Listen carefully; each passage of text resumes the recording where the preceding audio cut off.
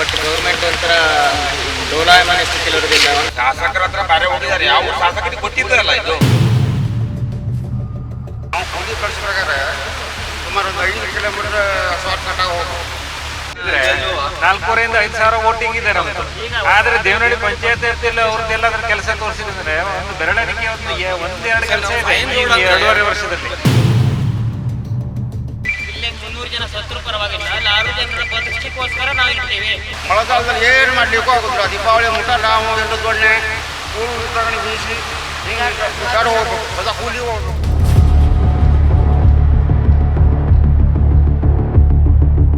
ಪ್ರಿಯ ವೀಕ್ಷಕರೇ, ಈ ವಿಡಿಯೋನ ನೋಡೋದಕ್ಕೂ ಮೊದಲು ನಮ್ಮ ಚಾನೆಲ್ ಅನ್ನ ಇನ್ನು ಸಬ್ಸ್ಕ್ರೈಬ್ ಮಾಡ್ಕೊಂಡಿಲ್ಲ ಆದ್ರೆ ತಕ್ಷಣವೇ ಸಬ್ಸ್ಕ್ರೈಬ್ ಮಾಡ್ಕೊಳ್ಳಿ. ಹಾಗೆ ವಿಡಿಯೋ ಇಷ್ಟ ಆಗಿದ್ರೆ ಶೇರ್ ಮಾಡಿ.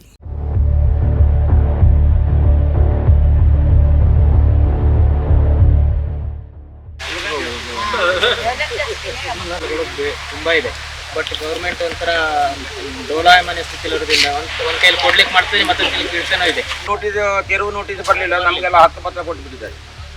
10 ಪತ್ರ ಕೊಟ್ಟಿದ್ದಾರೆ.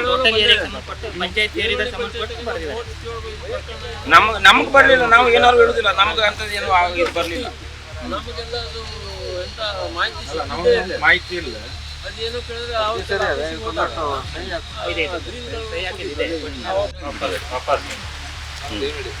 ರಸ್ತೆ ಕುಸಿಯೋದ ಸಲುವಾಗಿ ಒಂದ್ಸಲ ನಾವು MLA ಭೇಟಿಯಾಗಿ ಅರ್ಜಿ ಕೊಟ್ಟು ಮತ್ತೆ ಇದು ಮಾಡ್ತೀವಿ. MLA ಸ್ವಲ್ಪ ಡಿಲೇ ಆಯ್ತು, ಯಾಕೆ ಗೊತ್ತಿಲ್ಲ. ಶಾಸಕರ ಹತ್ರ ಬೇರೆ ಹೋಗಿದ್ದಾರೆ, ಯಾವ ಶಾಸಕರಿಗೆ ಗೊತ್ತಿದ್ದಲ್ಲ ಇದು. ನಂತರ ಮತ್ತೆ ಈಗ ಅದರಲ್ಲಿ ನೀರು ಬರ್ತಾ ಇದೆಯಾ, ಮತ್ತೆ ಕುಸಿತ ಆಗ್ತಾ ಉಂಟಾ? ಜಾರಿ ಈಗ 2 ವರ್ಷ ಕಳೆದ ವರ್ಷಕ್ಕಿಂತನೂ ಅದಕ್ಕೂ ಕಳೆದ ವರ್ಷ ರಸ್ತೆ ಕುಸಿದಿತ್ತು. ಅದಕ್ಕೆ 2 ವರ್ಷ ಹಿಂದೆ ಕುಸಿದಿತ್ತು. ಅವಾಗ ಕಾಗೇರಿ ಅವರು 10 ಲಕ್ಷ ರೂಪಾಯಿ ಹಾಕ್ಕೊಟ್ಟು ಅದಕ್ಕೆ ಒಂದು ಕಡಿಕರಣ ಮಾಡಿಕೊಟ್ಟಿದ್ರು. ನಂತರದಲ್ಲಿ ಕಳೆದ ವರ್ಷ ಎಲ್ಲ ಅದಕ್ಕೂ ಕಳೆದ ವರ್ಷ ಕುಸಿದಾಗ ನಾವು ಊರವರೇ ಎಲ್ಲ 35 ಮನೆಯವರು ಕೂಡಿಕೊಂಡು ಅದಕ್ಕೆ ನಾವು JCB ಹಾಕಿ ನಾವು 27 ದಿನ ಕಾದರು. ಯಾರೂ ಬರಲಿಲ್ಲ, ಅಧಿಕಾರಿ ಹತ್ರ ಯಾರೂ ಬರಲಿಲ್ಲ. ನಮಗೆ ಅಲ್ಲಿ ಏನಾಯಿತು, ಅಲ್ಲಿ ಸಮಸ್ಯೆ ಅಷ್ಟೇ ದೊಡ್ಡದಿತ್ತು. ನಾವು ಮಂತ್ರಿ ರಸ್ತೆ ಮಾಡಿಕೊಂಡ್ವಿ. ಅದ್ರ ನಂತರ ಈಗ 10 ಲಕ್ಷ ರೂಪಾಯಿಯನ್ನು ಅದ್ರ ನಂತರದಲ್ಲಿ ಹಾಕ್ಕೊಟ್ಟಿದ್ದಾರೆ ಅದಕ್ಕೆ ಹೊಸ ರಸ್ತೆ ಮಾಡಲಿಕ್ಕೆ.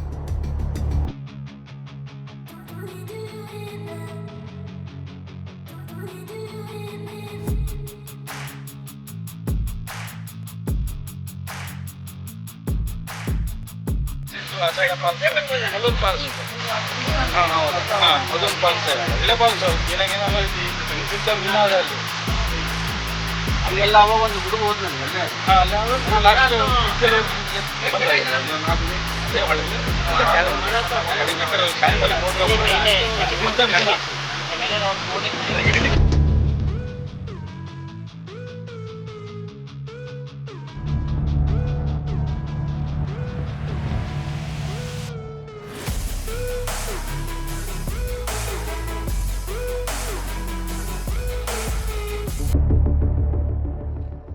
ನಾವು ಕೂಲಿ ಕಳಿಸ್ಬೇಕಾದ್ರೆ ಸುಮಾರು ಒಂದು 5 ಕಿಲೋಮೀಟರ್ ಶಾರ್ಟ್ ಕಟ್ ಆಗಿ ಹೋಗ್ಬೇಕು ಮಳೆಗಾಲದಲ್ಲಿ. ಈ ಬೇಸಿಗೆಯಲ್ಲಿ ಆದರೆ 3 ಕಿಲೋಮೀಟರ್ದಲ್ಲಿ ನಮ್ಮದು ಹೋಗ್ಲಿಕ್ಕೆ ಆಗ್ತದೆ, ಎಲ್ಲಿ ಕೂಲಿಗೆ ಹೋಗಲಿ ಅನಿವಾರ್ಯ ಕಾರಣ ಯಾವುದೇ ಪರಿಸ್ಥಿತಿಯಲ್ಲಿ. ಮತ್ತು ಈ ರೋಡು ಅಂಕೋಲಾನು ಹೋಗ್ಬೋದು, ಯಲ್ಲಾಪುರನೂ ಹೋಗ್ಬೋದು, ಶಿರ್ಸಿಗೂ ಹೋಗ್ಬೋದು. ಮಳೆಗಾಲದಲ್ಲಿ ಏನು ಮಾಡಲಿಕ್ಕೂ ಆಗೋದಿಲ್ಲ. ದೀಪಾವಳಿ ಮುಟ್ಟ ನಾವು ಎಲ್ಲ ದೊಣ್ಣೆ ಹೂವು ತಗೊಂಡು ಬೀಸಿ ಹಿಂಗೆ ಹೋಗ್ಬೇಕು, ಹೊಸ ಕೂಲಿಗೆ ಹೋಗ್ಬೇಕು, ಒಳ್ಳೆದು ಆಟೋಗಳಿದ್ದಿಲ್ಲ. ಆ ಪರಿಸ್ಥಿತಿ ಇದೆ.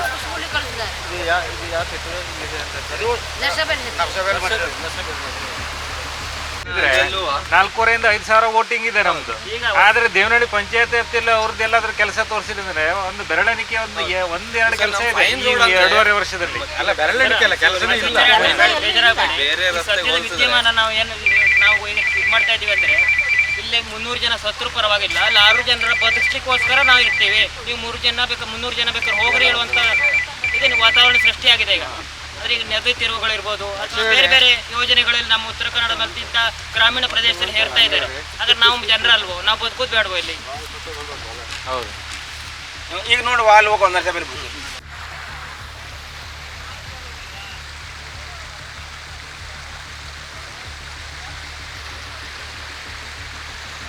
ನಾವು ಕೂಲಿ ಕಳಿಸ್ಬೇಕಾದ್ರೆ ಸುಮಾರು ಒಂದು 5 ಕಿಲೋಮೀಟರ್ ಶಾರ್ಟ್ ಕಟ್ ಆಗಿ ಹೋಗ್ಬೇಕು ಮಳೆಗಾಲದಲ್ಲಿ. ಈ ಬೇಸಿಗೆಯಲ್ಲಿ ಆದರೆ 3 ಕಿಲೋಮೀಟರ್ದಲ್ಲಿ ನಮ್ಮದು ಹೋಗ್ಲಿಕ್ಕೆ ಆಗ್ತದೆ, ಎಲ್ಲಿ ಕೂಲಿಗೆ ಹೋಗಲಿ ಅನಿವಾರ್ಯ ಕಾರಣ ಯಾವುದೇ ಪರಿಸ್ಥಿತಿಯಲ್ಲಿ. ಮತ್ತು ಈ ರೋಡು ಅಂಕೋಲಾನು ಹೋಗ್ಬೋದು, ಯಲ್ಲಾಪುರನೂ ಹೋಗ್ಬೋದು, ಶಿರ್ಸಿಗೂ ಹೋಗ್ಬೋದು. ಮಳೆಗಾಲದಲ್ಲಿ ಏನು ಮಾಡಲಿಕ್ಕೂ ಆಗೋದಿಲ್ಲ. ದೀಪಾವಳಿ ಮುಟ ನಾವು ಎಲ್ಲ ದೊಣ್ಣೆ ಕೂಳು ತಗೊಂಡು ಬೀಸಿ ಹಿಂಗೆ ಉದ್ದಾರ ಹೋಗ್ಬೇಕು, ಹೊಸ ಕೂಲಿಗೆ ಹೋಗ್ಬೇಕು, ಒಳ್ಳೆ ಆಟೋಂಗ್ ಉಳಿಯೋದಿಲ್ಲ. ಆ ಪರಿಸ್ಥಿತಿ ಇದೆ. ಇದು ಯಾವ ಸೇತುವೆ ಇಲ್ಲಿದೆ ಅಂತ ಅದು ನರ್ಸಬೇಲ್ ಮತ್ತೆ ಒಂದು ಜೋಗ ಅಲ್ಲ, ಜೋಗ ನೋಡ್ಲು ಹೊಳೆ ಕೊಡ್ಲು ಅಲ್ಲಿ ಕೆಳಗೆ ದಾಟು ಆ ಜೋಗದ ಜೋಗ ನೋಡ್ಲ ಮುಂದೆ ಏನು ಹತ್ತಿರ ಹೋಗವ ಇದೇ ಕೊಡ್ಲ ಅಲ್ಲಿ ಹೋಗು ಅಂದ್ರೆ ಯಾವ ಜಾರಿ ದಾಟುವ ಪ್ರಕಾರ ಇರೋದು 2 ಲಕ್ಷ ಕಾಮಗಾರಿ ಇಲ್ಲಿ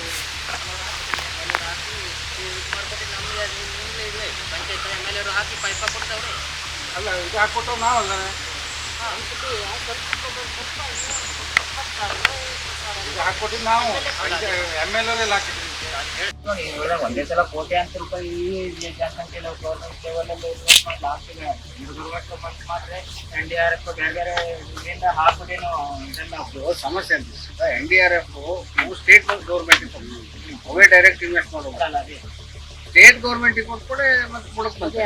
ಈಗ 2 ವರ್ಷ ಆಗ್ತಪ್ಪ ಇಲ್ಲೇ 60-40 ಗ್ಯಾರಂಟಿ ಕೊಡ್ತಾ ಇದ್ದದು. ನಾವು ಗೌರ್ಮೆಂಟ್ ಅಲ್ಲಿ ಏನ್ ಕೇಳ್ತೀವಿ ಅಂದ್ರೆ ಹೆಚ್ಚಿನ ಅನುದಾನ ಅಥವಾ ಶಾಶ್ವತ ಪರಿಹಾರ ಬೇಕು ಅಂತ ಹೇಳಿ. ಅವರ ರೋಡ್ ಒಂದೊಂದಲ್ಲೂ ಅವರ ವರ್ಕಿಗೆ ಬಂದಿದ್ದು ಮಾಡೋದಾದ್ರೆ ಜುಲೈ ತಿಂಗಳದಲ್ಲಿ ಬಂದಿದ್ದಾರೆ. 1.5 ಕೋಟಿ ಪ್ರಾಜೆಕ್ಟ್ ಆಗ್ತದೆ ಜುಲೈ ತಿಂಗಳಲ್ಲಿ ಅಲ್ಲಿ ನಾವು ಕೆಲಸ ಮಾಡ್ದಂಗೆ ಅಲ್ಲಿ ಮಣ್ಣು ನಿಲ್ಲಿಲ್ಲ. ನಮಗೊಂದು 8-10 ದಿವಸ ಆ ರೋಡ್ ಬ್ಲಾಕ್ ಮಾಡಿಟ್ಟಿದ್ದಾರೆ. ನಾವೇ ಎಷ್ಟು ದಿವಸ ಹೋಗಿ ಆ ರೋಡ್ ಬಿಡಿದು ಕ್ಲೀನ್ ಮಾಡ್ಕೊಂಡು ನಾವು ತಿರುಗಾಗಿದೆ. ಆ ನಮ್ಮನೆ ಇದು ಇನ್ನು ಇದೆ ನೋಡಿ, ಬಿದ್ದದೆ ಅದು ಅರ್ಧಮರ್ಧ ಹಾಕಂದಿದೆ. ಇನ್ನೂ ವರ್ಕ್ ಏನು ಮಾಡೋಕೆ ಶುರು ಮಾಡಿಲ್ಲ. ಮಳೆ ಬೀಳಬೇಕೋ ಬರ್ತಾರೆ ಕಡೆಗೆ ಸ್ವಲ್ಪ. ಇನ್ನೂ ಕುಸಿತನೇ ಇದೆ. ಪ್ರತಿ ವರ್ಷ ನಮ್ದು ಅಷ್ಟೊತ್ತಿ ಮಳೆ ಸ್ವಲ್ಪ ಕಡಿಮೆ ಆಯ್ತು, ಅರ್ಧ ಬಿಡಿಬಿಟ್ಟಿದ್ದು ರೋಡ್ ಅದನ್ನು ಅವರು ಈಗ 1 ವರ್ಷ ಬಂತು ಇಲ್ಲ ಇದು ಮಾಡ್ತಾ ಇಲ್ಲ. ನಿನ್ನೆ ಕೇಳಿದ್ದೇನೆ, ಇಲ್ಲ 1 ವಾರದಲ್ಲಿ ಬರ್ತಾ ಹೇಳಿದ್ದಾರೆ. ನೋಡ್ಬೇಕು, ಇಡೀ ಮಳೆಗಾಲದ ಮಳೆ ಹಿಡಿದ ಮೇಲೆ ಬರ್ತಾರೆ. ನೋಡುವ ನಿಮ್ಮ ಅರ್ಜಿ ನಾವು ಸೆಕ್ರೆಟರಿಯೇಟಿಗೆ ಕಳಿಸ್ತೇವೆ. ಇಲ್ಲಿ MLA ಅವ್ರ ಹತ್ರ ಆಯಿತು, ಬೆಂಗಳೂರಿಗೆ ಕಳಿಸ್ತೇವೆ. MLA ಅವರು ಅದಕ್ಕೆ ಮುಂದೆ ಎಂತ ಆಗ್ತದೆ ಮನಸ್ಸು ಮಾಡ್ತಾ ಇಲ್ಲ. MLA ಅವರು ಮನಸ್ಸು ಮಾಡ್ತಾ ಇಲ್ಲ. ಡೈರೆಕ್ಟಾಗಿ ಹೇಳ್ತೀನಿ ನಾನು. MLA ಅವರು ಮಾಡೋದಾರೆ ಎಷ್ಟು ದಿವಸಕ್ಕೆ ನಾವೆಲ್ಲ ಇತ್ತು ಈ ನಮ್ಮನೆ ನಾವು ಬೇಡಬೇಕಾಯ್ತು. ಏನು 1 ರೂಪಾಯಿ ಕೆಲಸ ಆಗಲಿಲ್ಲ ಇಲ್ಲಿ. ಎಟ್ಟಿ ಫಂಡು ಹಾಕಲಿಲ್ಲ. ಎಲ್ಲೂ ಏನೇನು ಮಾಡಿದಾರೋ ಅದು ನಮಗೆ ಬೇಕಾಗಿಲ್ಲ. ಕುಸಿದು ಬಿದ್ದಾಗ ಯಾರು ತಿರುಗಾಡಲಿ ಯಾವುದಿಲ್ಲ. 1 ದಿವಸ ಅವ್ರು ಬಂದು ಹೋಗ್ಬಹುದಾಯ್ತಲ್ಲಿ, ನೋಡ್ಲೂ ಇಲ್ಲ. ಅವ್ರು ಜನಗಳು ಕಾಡೆಗೆ ಹೇಳ್ತಾರೆ ನಾವು 50,000 ರೂಪಾಯಿ ಕೊಟ್ಟು ಅವ್ರಿಗೆ ತಿರುಗಾಡುವ ದಾರಿ ಮಾಡಿಕೊಟ್ಟಾಗಿದೆ ಅಂತ. ಏನು 1 ರೂಪಾಯಿ ಕೂಡ ಕೊಟ್ಟಿಲ್ಲ ಅವರು. MLA ಅವರು ಅಲ್ಲಿ ಬಂದು ನೋಡೂ ಇಲ್ಲ. ಅವರು MP ಅವರಿಗೂ ಮಾತಾಡು ನೋಡುವ ಎಂತ ಕಾಗೇರಿ ಅವರು ತಿರುಗಾಟಿ ದಾರಿ ಇಲ್ಲ ಹೇಳುವಾಗ ಒಂದು 20,000 ರೂಪಾಯಿ ವರ್ಕ್ ಮಾಡಿ ಒಂದು 20,000 ರೂಪಾಯಿ ಆಗಿನ ಕೊಟ್ಟಿದ್ದಾರೆ. ಎಲ್ಲ ಹಾಕೋದು ಆಗ್ತದೆ, ಟಿವಿಯಲ್ಲಿ ಬರೋದು ಬರ್ತದೆ. ಅದ್ರ ಹೊರತಾಗ ನಾವು MLA MP ಅವರನ್ನು ಇದು ಮಾಡ್ತೇವೆ, ಬೆಂಗಳೂರು ಸೆಕ್ರೆಟರಿಯೇಟಿಗೆ ಅಪ್ಲೋಡ್ ಮಾಡ್ತೇವೆ ಅರ್ಜಿ. ಸರ್ಕಾರ ಲೆವೆಲ್ ಆಗ್ಬೇಕಾದ ಕೆಲಸ ಆಗಿರೋದಕ್ಕೆ ನಿಮ್ಮಿಂದ ಆಗತ್ತೆ ಸರ್ ಇದು. ಹೌದು, ನಮ್ಮ ಪ್ರಯತ್ನ ನಾವು ಮಾಡ್ತೀವಿ. ನಾವು ಪ್ರಯತ್ನ ಮಾಡಲಿಕ್ಕೆ ಸಮಸ್ಯೆ ಭಾಳ ಇದೆ. ಯಾಕಂದರೆ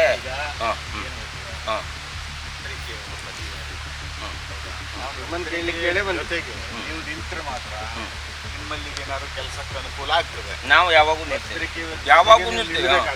ಇಲ್ಲಿ ರಾಜಕಾರಣ ಅಲ್ಲ ಇದು. ಇಲ್ಲ, ನಾವು ಪತ್ರಿಕೆ ನಾವು ಕರೆದಲ್ಲಿ ಹೋಗಿ ನಾವು ಏನು ನಮ್ಗೆ ಕಂಡಿದ್ದು ನಮ್ಗೆ ಬೇಕಾಗಿದ್ದು ನಾವು ಮಾತಾಡೇ ಆಡ್ತೇವೆ. ನಿಮಗೆ ಏನು ನಮ್ಮ ಮಾಹಿತಿ ನಾವು ಪತ್ರಿಕೆಯರ ಜೊತೆ ನಾನು ಎಷ್ಟೋ ಬಾರಿ ಹೋಗಿ ಎಲ್ಲ ಇದು ಮಾಡಾಗಿದೆ. ಏನು ಕೆಲಸ ಅಭಿವೃದ್ಧಿ ಆಗ್ಬೇಕು. ಅಭಿವೃದ್ಧಿ ಆಗ್ಬೇಕು. ನಮ್ಗೆ ಬಾಕಿದೆಲ್ಲ ಬೇಡ. ನಾವು ಪತ್ರಿಕೆಯರ ಜೊತೆ ನಿಂತ್ಕೊಂಡು ನಾವು ಹೋರಾಟ ಮಾಡಿದ್ದಕ್ಕೆ ರಾಜಕೀಯ ತಿರುಗಿಕೊಂಡು ಸ್ವಲ್ಪ ಕ್ಲಾಶ್ ಆಗೋಂಗಾಯ್ತು. ನೀವು ಯಾಕೆ ಸೀದಾ ಅಲ್ಲಿ ಹಾಕೋದ್ರಿ, ನಾನು ಇಲ್ಲಾಗಿದ್ದೆ ಇಲ್ಲಿ ಹೇಳುವಂಥ ಪರಿಸ್ಥಿತಿ ಬಂತು ಸರ್. ಅದು ನಾವು ಎಲ್ಲರ ಹತ್ರ ಹೇಳುವ, ಯಾರಾದರೂ ಮಾಡಿಕೊಡ್ತೀವಿ. ಯಾರೋ ಮಾಡ್ಕೊಡ್ಲಿ, ಕೆಲಸ ಆಗ್ಬೇಕು. ನಮ್ಗೆ ಕೆಲಸ ಆಗದೆ ಇತ್ತು, ಅದು ಸಂಬಂಧ ಇಲ್ಲ. ಬೇಕಾದ ಮಾಡಲಿ, ನಮಗೇನು. 5 ಕಿಲೋಮೀಟರ್ ಈಗ ಎಂತ ಆಗಿದೆ ಗೊತ್ತಲ್ಲ, ಒಳ್ಳೇದೇ. ಸೆಂಟ್ರಲ್ ಇಂದ ಏನಾದ್ರು ಬಂದ್ರು ದುಡ್ಡು, ಸ್ಟೇಟ್ ಗೌರ್ಮೆಂಟ್ ಇಟ್ಕೊಂಡು ಯಾವುದೂ ಬರ್ತಾ ಇಲ್ಲ. ಇವರು ಗ್ಯಾರಂಟಿ ಕೊಟ್ಟಿದ್ದೇವೆ ಅಂದ್ಕೊಂಡು ಎಲ್ಲ ಇದು ಮಾಡ್ತಾ ಇದ್ದಾರೆ. ಬಂದರೆ ಸೆಂಟ್ರಲ್ ಫಂಡ್ ಇದ್ದ ಸರ್ಕಾರ ಇದ್ದಂಗೆ ಉಳಿದಿರೆ ನಮಗೆ ಈ ಪರಿಸ್ಥಿತಿ ಇಲ್ಲ. ಯಾಕಂದ್ರೆ ನಮಗೆ ಅಲ್ಲಿವರೆಗೆ ಕಾಂಕ್ರೀಟ್ ರೋಡ್ ಆಗ್ತಿತ್ತು. ಒಂದು 3 ವರ್ಷ ರೊಕ್ಕ ಹಾಕಿಬಿಟ್ರೆ ಅವರು ಒಂದು 25-30 ಲಕ್ಷ ಹಾಕಿಬಿಟ್ರೆ ಅಲ್ಲಿವರೆಗೆ ಟಚ್ ಆಗಿ ಹೋಗ್ತಿತ್ತು. ಇದು ಏನೋ ಗ್ಯಾರಂಟಿ ಮಾಡ್ಕೊಂಡೆ ಈ ನಮ್ಮನೆ ನಮ್ದು ಗತಿ ಆಗದೆ. ಈಗ ಇಲ್ಲಿ ಒಂದು ಈಗ 2 ಮಳೆಗಾಲ ಕಳೀತು. MLA ಅವರು ನೋಡ್ಲಿಲ್ಲ, ಪಾಟ್ ಬಂದು ನೋಡಿದಾರೆ ಅವರು. ನಾವು ಎಷ್ಟು ಕೂಗಿರು ಪಾಟ್ ಬಂದು ನೋಡಿದಾರ. ಅವಕ್ಕೆ ಮನಸತ್ವ ಆದೆ, ಅವಕ್ಕೆ ಮನುಸತ್ವ ಆದ್ಯಾವ. ಏನು ಕಾರ್ಯಕರ್ತರು ಹೇಳುದಿಲ್ವ? ಅವರಿಗೂ ಗೊತ್ತದೆ. ಒಂದು ಸಮಾಧಾನಕಾರು ಹೇಳ್ಬೇಕಲ್ಲ.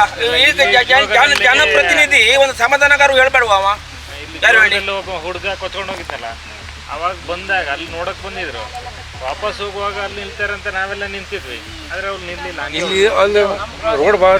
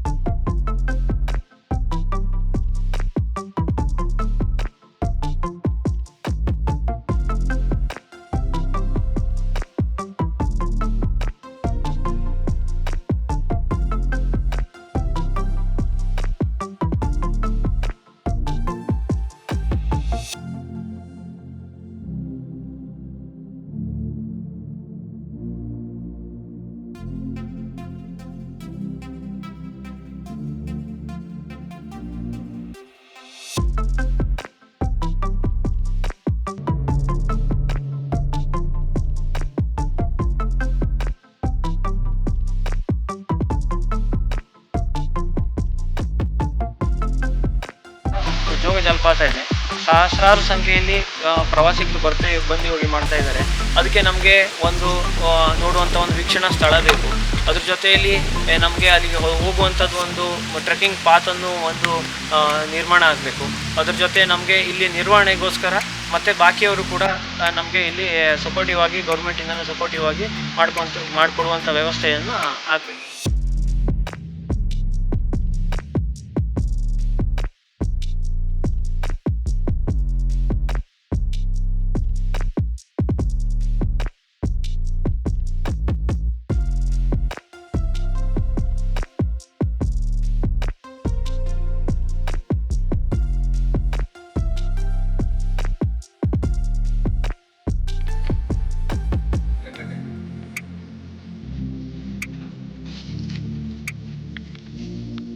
ಸರ್ಕಾರದ್ದಲ್ಲ ಅಲ್ಲ ಆಯ್ತಾ. ಸರ್ಕಾರದ ಕೊಡೋಣ ಅಂತಂದ್ರೆ ಈಗಿನ ಸರ್ಕಾರ ನಾವು ಅದೇ ಹೇಳಿದ್ಮೇಲೆ ಪೌತಿ ಖಾತೆ ಮಾಡಲು ಅವಕಾಶ ಕೊಟ್ಟಿದ್ದಿಲ್ಲ. ಈ ಸರ್ಕಾರ ಪೌತಿ ಖಾತೆಯನ್ನು ಬಂದ್ ಮಾಡಿಟ್ಟಿದ್ದು. ಈಗ ಅತ್ತೆ ಹೆಸರಲ್ಲಿ ಮನೆ ನಂಬರ್ ಇವಳ ಹೆಸರು ಮಾಡ್ಕೊಂಡು ಹೋಗ್ತು ನಾವು ಮನೆ ಕೊಡುವಂಗಿಲ್ಲ. ಈಗ ಫಲಾನುಭವಿ ಆದ್ರೂ ಕಾನೂನು ತೊಡಕಿತ್ತು. ಈಗ ಅವರು ಕೊಟ್ಟಿದ್ರಿಲ್ಲ, ಅವ್ರ ಗಮನಕ್ಕೆ ಬಂದು ಅವ್ರ ಗಮನಕ್ಕೆ ತಗೊಂಡು ಹೋಗಿದ್ದೆ ಅಷ್ಟು ಆದ್ರೂ ನಮ್ಮ ಪಂಚಾಯತಿಂದನೂ ಲೆಟರ್ ಮಾಡಿಕೊಟ್ಟಿದ್ದೀವಿ. ಪಂಚಾಯತಿಂದ ಲೆಟರ್ ಮಾಡೋದು, ಕಂದಾಯ ಇಲಾಖೆಯಿಂದ ವಿ ಎ ಕರೆಸಿ ಸ್ಪಾಟ್ ಇನ್ಸ್ಪೆಕ್ಷನ್ ಮಾಡಾಗಿತ್ತು. ಅವರು ರಿಪೋರ್ಟ್ ಹಾಕಿದ್ದ ಅಲ್ಲ. ಅವರು ರಿಪೋರ್ಟ್ನಲ್ಲಿ ಏನು ಅತಿಕ್ರಮಣ ಅವ್ರು ತಹಶೀಲ್ದಾರ್ ಹೇಳೋದೇನು ಕೇಳಿದ್ರೆ, ತಹಶೀಲ್ದಾರ್ ಸ್ವತಃ ಇದು ಮಾಡಾಗಿತ್ತು. ತಹಶೀಲ್ದಾರ್ ಹೇಳೋದೇನು ಕೇಳಿದ್ರೆ ಅದು ಅತಿಕ್ರಮಣ ಜಾಗ, ಅದ್ರ ಹೆಸರಲ್ಲಿ ಮನೆ ನಂಬರ್ ಇಲ್ಲ, ಅಂದರೆ ಸ್ವತ್ತಿಲ್ಲ, ಹಾಗೆ ಪರಿಹಾರ ಕೊಡ್ಲಿಕ್ಕೆ ಬರೋದಿಲ್ಲ, ಕೈ ತಗೊಂಡ್ರು. ಅದು ಮಾನವೀಯತೆ ಹೇಳೋದೊಂದು ಇರ್ತಲ್ಲ, ನಾಳೆ ಅಂತ ಸರ್ಕಾರ ಅಲ್ಲಿ ಕೊಟ್ಟುವಲ್ಲಿ ಎಲ್ಲಿ ಕೊಟ್ಟಿದೆ. ಈಗ ಅಲ್ಲಿ 235 ಮನೆ ಕೊಟ್ಟು ಈಗ ನಮಗೆ ಪರ್ಟಿಕ್ಯುಲರ್ ಅದನ್ನೇ ಹಿಡ್ಕೋಬೇಕು. ಈಗ ಅವರದ್ದು ನಿಜವಾದ ಸ್ವತ್ತು ಅಲ್ಲಾದ್ರೆ ಈಗ ಅಲ್ಲಿ ಹೆಂಗೆ ಕೊಟ್ಟಾಗ ಅದೇ ನಿಜವಾದ ಬಡವರಿಗೆ ವಾಸ್ತವಿಕ ಸಂಖ್ಯೆ ಇವ್ರಿಗೆ ಕೊಡ್ಲಾಗ್ತಿಲ್ಲ. ಸರ್ಕಾರ ಮನಸ್ಸಿಗೆ ಬಂತು ಅಂದ್ರೆ ಯಾರಿಗೆ ಬೇಕಾದ್ರೂ ಕೊಡ್ತಾಳತ್ತಲ್ಲಿ. ಇದು ಮುಡುಗನಮನೆ ಗ್ರಾಮ ಸೊಸೈಟಿ ಕೇರಿಹಳ್ಳಿಯಲ್ಲಿ ಲಕ್ಷ್ಮೀ ಮಂಜುನಾಥ್ ನಾಯ್ಕ ಹೇಳಿ ಕುಟುಂಬದ ಮುಖ್ಯಸ್ಥರ ಹೆಸರು. ಇವ್ರ ಮಗಳು ಹ್ಯಾಂಡಿಕ್ಯಾಪ್ಟು, ಮಗ ಸಣ್ಣವ ಕಲಿತಾ ಇದ್ದಾನೆ. ಕಳೆದ ಮಳೆಗಾಲದಲ್ಲಿ ಇದೆ ಈ ಸೈಡಿನ ಮನೆ ವಿಪರೀತ ಮಳೆಯಿಂದಾಗಿ ಮನೆ ಕುಸಿದಿತ್ತು. ಸರ್ವೇ ಸಾಮಾನ್ಯ ಬಹುಭಾಗ ಮನೆ ಬಿರುಕುಬಿಟ್ಟಿದೆ. ಇದನ್ನು ನಾವು ಗ್ರಾಮ ಪಂಚಾಯತ್ ವತಿಯಿಂದ MLA ಅವರ ಗಮನಕ್ಕೆ ತಂದಿದ್ದೇವೆ. ಗ್ರಾಮ ಪಂಚಾಯತಿಂದನೂ ನಾವು ಲೆಟರ್ ಮಾಡಿದ್ದೇವೆ. ವಿಲೇಜ್ ಅಕೌಂಟೆಂಟ್ಸ್ ಬಂದು ಇಲ್ಲಿ ಸ್ಪಾಟ್ ಇನ್ಸ್ಪೆಕ್ಷನ್ ಮಾಡಿ ಸರ್ಕಾರಕ್ಕೆ ವರದಿ ಸಲ್ಲಿಸಿದ್ದಾರೆ. ಆದರೆ ನಮ್ಮ ತಹಶೀಲ್ದಾರ್ ಹೇಳುವುದೇನು ಕೇಳಿದ್ರೆ, ಈ ಲಕ್ಷ್ಮೀ ಮಂಜುನಾಥ್ ನಾಯ್ಕನ ಮನೆ ಅವಳ ಹೆಸರಿಗೆ ಈ ಸ್ವತ್ತಿಲ್ಲ, ಹಾಗೆ ಪರಿಹಾರ ಕೊಡ್ಲಿಕ್ಕೆ ಬರುವುದಿಲ್ಲ ಹೇಳುವಂಥ ಮಾತನ್ನು ಹೇಳಿದ್ರು. ಆದರೆ ನಾನು ಹೇಳೋದು, ಇಂಥ ಬಡವರು ನಿಜವಾಗಲೂ ಅರ್ಹರು. ಕಾನೂನು ತೊಡಕಿದೆ, ಕಾನೂನು ತೊಡಕನ್ನು ಸರ್ಕಾರನೇ ಅದನ್ನು ಪರಿಹಾರ ಮಾಡಿಕೊಡ್ಬೇಕಾಗಿತ್ತು. ಅಟ್ಲೀಸ್ಟ್ ಅದು ಇಲ್ಲ ಆದರೆ ಮಾನವೀಯತೆ ಮೇಲಾದರೂ ಜನಪ್ರತಿನಿಧಿಗಳು ಅವಳಿಗೆ ಸಹಾಯ ಸಹಕಾರ ಮಾಡಬೇಕಾಗಿತ್ತು. ಅಂದರೆ ದುಡಿದು ತಿನ್ನುವಂಥ ಪರಿಸ್ಥಿತಿ. ಒಂದು ಮಗಳು ಹ್ಯಾಂಡಿಕ್ಯಾಪ್ಟು, ಯಾವುದೇ ಉತ್ಪನ್ನ ಇಲ್ಲ, ಅತಿಕ್ರಮಣ ಜಾಗದಲ್ಲಿ ಇದ್ದಾರೆ, ಯಾವುದೇ ಆಸ್ತಿ ಇಲ್ಲ, ಇಂಥ ಪರಿಸ್ಥಿತಿಯ ಕುಟುಂಬಕ್ಕೆ ಸರ್ಕಾರ ನೆರವು ಮಾಡದೆ ಇನ್ನು ಯಾರು ಮಾಡಬೇಕು?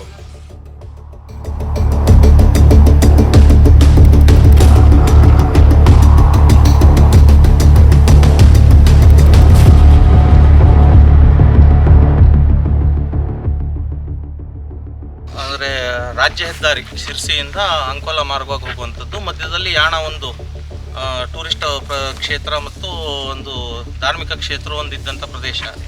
ಇದರಲ್ಲಿ ದಿನನಿತ್ಯ ಬಹಳಷ್ಟು ಟೂರಿಸ್ಟ್ ಜನ ಓಡಾಡುವಂಥ ಪ್ರದೇಶ, ಮತ್ತು ಸ್ಥಳೀಯವಾಗೂ ಇಲ್ಲಿ ದೇವನ ಮನೆ ಇರ್ಬೋದು, ಚೆನ್ನಗಾರು, ಒಡ್ಡಿ, ಕೆಲವೊಂದಿಷ್ಟು ಎಲ್ಲ 40-45 ಮನೆ ಗ್ರಾಮೀಣ ಭಾಗಕ್ಕೂ ಹೋಗುವಂಥ ಒಂದು ರಸ್ತೆ.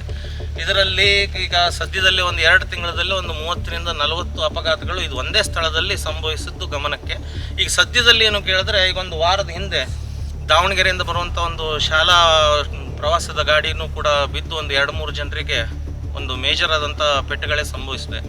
ಹಾಗಾಗಿ ಇದನ್ನು ಏನು ಕೇಳಿದ್ರೆ, ಅಪಘಾತ ವಲಯ ಹೇಳುವಂಥದ್ದನ್ನು ಕನ್ಸಿಡರನ್ನು ಮಾಡಿ ಇದರನ್ನು ರೋಡನ್ನೇ ಸಮರ್ಪಕವಾಗಿ ಅದನ್ನು ಅಪಘಾತ ಆಗದಿರೋ ಥರ ತಿದ್ದಿ ಯಾವ ಥರ ಮಾಡ್ತಾರೆ ಅನ್ನುವಂಥದ್ದನ್ನು ಮಾಡಿಕೊಟ್ರೆ ಉತ್ತಮ.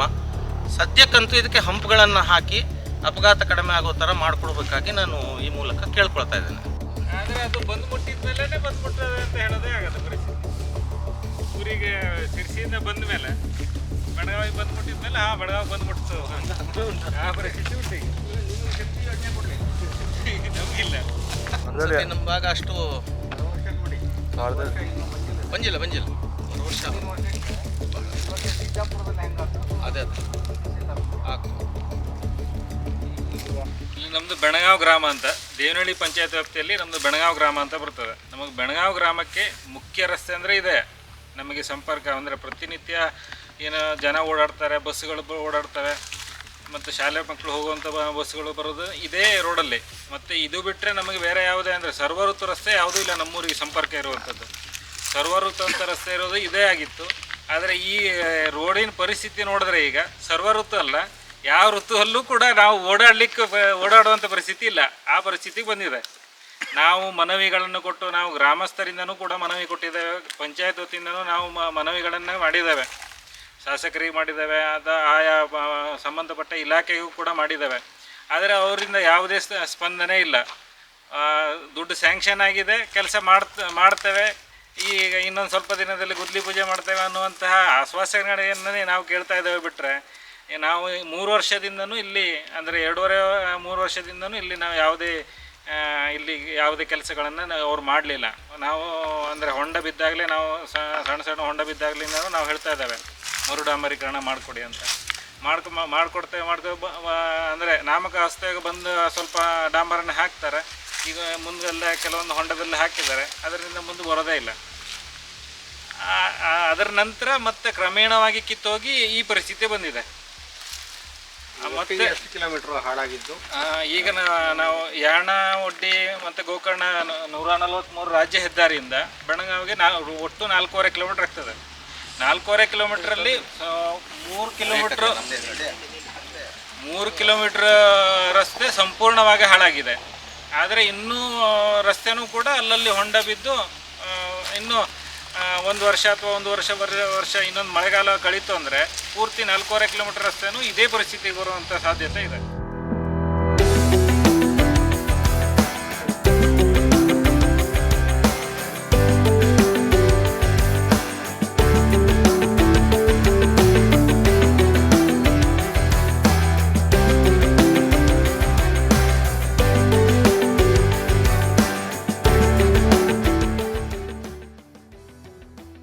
ವೀಕ್ಷಕ ಮಹಾಪ್ರಭುಗಳೇ, ನಮ್ಮ ಚಾನಲ್ ಅನ್ನು ಸಬ್ಸ್ಕ್ರೈಬ್ ಮಾಡಿ, ಶೇರ್ ಮಾಡಿ, ಪ್ರೋತ್ಸಾಹಿಸಿ.